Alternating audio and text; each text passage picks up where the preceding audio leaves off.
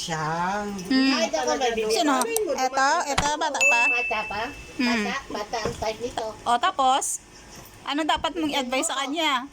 Bigyan mo ako. Darating din ang nakatadhana sa'yo. Naks. O, ngayon alam mo na, huwag ka mawala ng pag-asa. Naks, pag-asa island ba yun?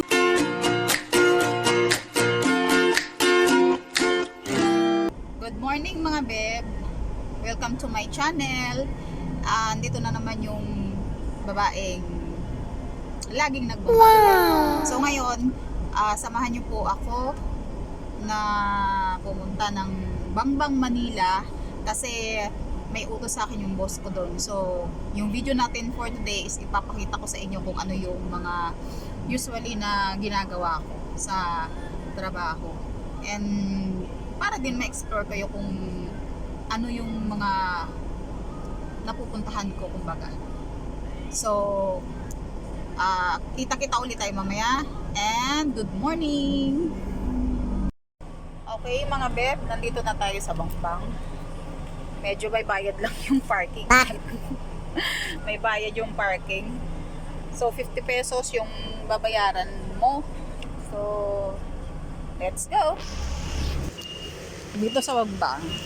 Dito kasi yung bilihan talaga ng mga murang mga medical supply. So ayun. Kaya mostly pagka kailangan para makatipid, kung may time ka pumunta dito, syempre dito ka lang pumunta para at least medyo makasave lang ko konti.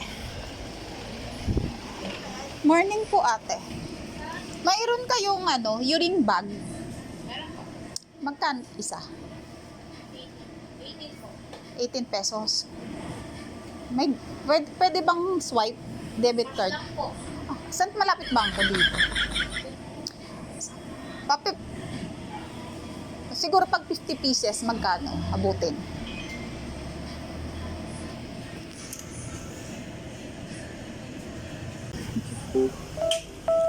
Okay. Dahil wala silang tawag dito, wala silang pang swipe talaga. Debit. So, kailangan ko pa maghanap ng ATM para makapag-withdraw kasi cash basis lang. So, para sa mga pupunta dito, kailangan may cash kayong ready. Okay? So, ayun mga beb, nakabili na ako nung tawag dito urine bag na kailangan at inutos sa akin. So ito na, kasi mas maganda talaga pagka ang bibilihin mas mura dito sa Bangbang.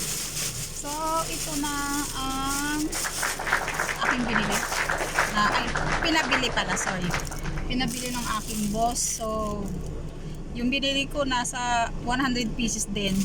Yung isa ay 18 pesos. Bisaya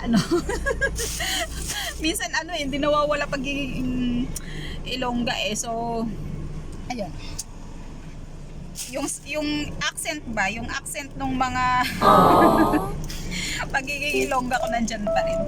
So anyway, so ihatid ko na to doon sa kaibigan ng amo ko kasi parang pinakisuyo lang din. Mas mura kasi dito dahil pagka wholesale, mas mainam sa Bangbang bumili dahil nga mura. Kasi kung sa Mercury o sa hospital, pag i-charge yun, medyo mataas na rin. So kung kaya nyo naman bumili at talagang araw-araw na gagamitin, lalo sa mga elders kasi gagamitin ito.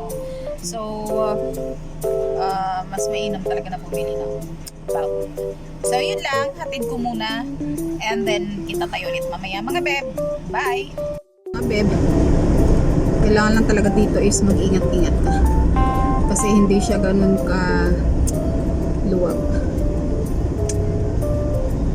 Okay, balik na ako ng Quezon City para ihatid yung pabili. So ayun mga beb, nahatid ko na yung unang utos ng amo ko. Hindi ko lang na-video kanina kasi may ka-video ko lang akong kaibigan na makulit eh. So, anyway, nandito na naman ako sa bahay niya kasi para sa pangalawang utos. Kasi yung boss ko kasi is a cat lover. Okay? Cat lover siya. Ngayong pusa na alaga niya, hindi namin alam, nung pinadoktor namin kasi yun, hindi namin alam kung nasagasaan ba o natamaan ba ng patitigas na bagay. Yung nasa may spinal niya banda. So yung nerves natamaan. Kaya hindi nalumpo yung pusa. So hindi niya na kaya mag self cleaning. So sabi ng boss ko, Presi baka pwede ipalinis ko daw yung pusa niya.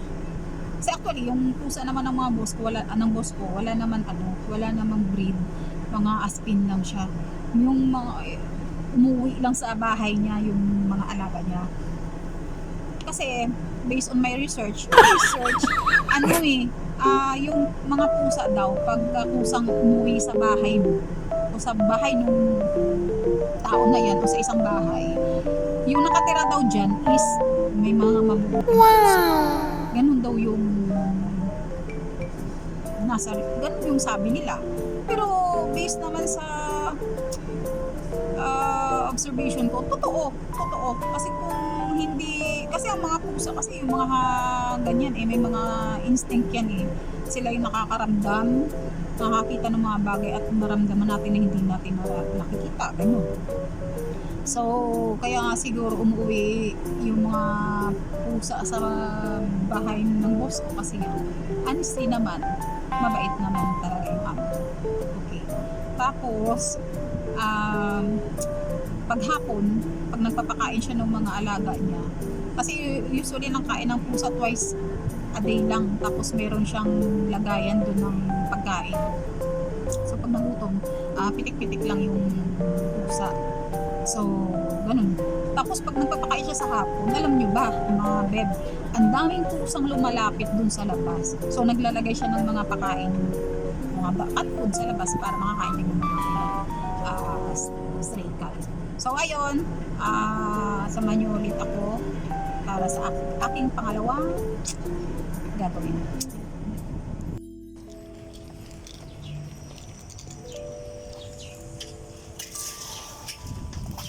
Tinamad.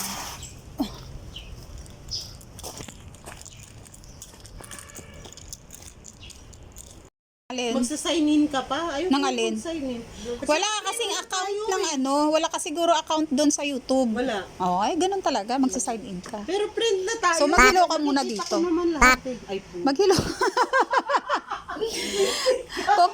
Kukunin ko si Pilay kasi ipapa-groom ko dahil hindi na kaya Hi muna sa vlog ko. Maghilo ka muna sa vlog ko. Hi! Hello sa vlog niya. Hi mga babe! Hello sa vlog niya. Asan yung Sama kita sa vlog ko, alangan Sabi ko, hindi. bata pa siya.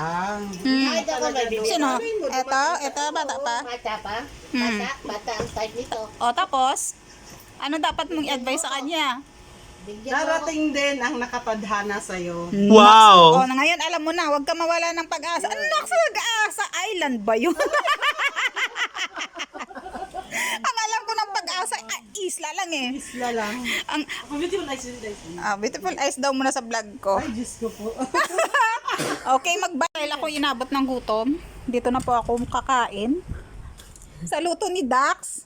Hi sa vlog niya. Yan po yung aking mga kasama sa work. Si Aida.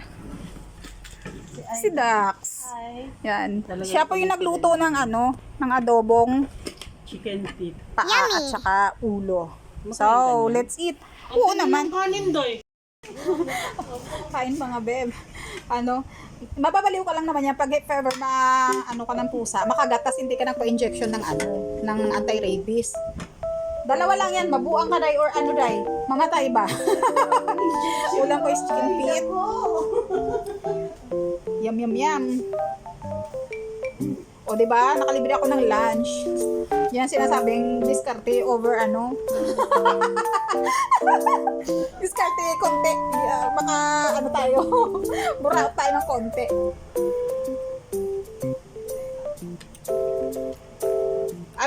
Sarap. Masarap. Masarap mga baby. Adobo. Alam mo konti yung sili. Look at that. Ano ba kita? May konti yung sili. Sarap. Pwede ka na mag-asawa.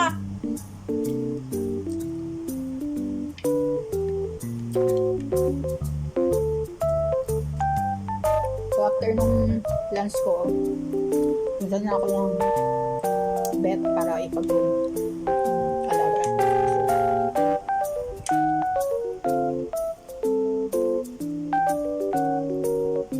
Ganun naman gawain ko. Kung saan ako abuti nung tanghalian. Pag nakakalibre, hindi mas mahina. Nakakabawas dun sa budget nung igagastos ko. Tapos pag ako naman meron syempre bawi lang din sa mga kasama. Yung give and take lang yung buhay natin. Huwag tayo yung take and take. Oy, masama yun. Kaya pag tayo nakakaluwag-luwag, balik, give na tayo. Para mas lalo tayo i-bless ng Diyos.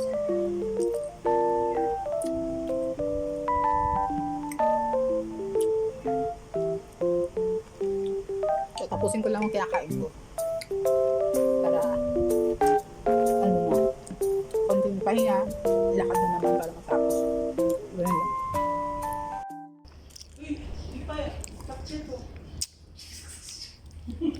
Saka tayo mo magpahuli. Liliguan ka namin, uy. Nangangagat ba siya, te? Sabi niya, huwag mong bukas nila kaya. Oo. Si Elmer na lang. Si Sel lang nakakaano eh. Nakakakuha. Ayan po sila, hirap na hirap kunin yung pusa. So, ayun nga mga beb. Yung pusa, ayaw magpahawak, ayaw magpahuli. Kaya, hindi ko madadala ngayon sa grooming. Dahil nga hindi mahawakan. So, siguro bukas na lang pagka nahuli ni Elmer dahil nga siya lang nakakahawak nun at or si Sir ang nakakahawak ng pusa. So, that's all for today mga beb. Bye!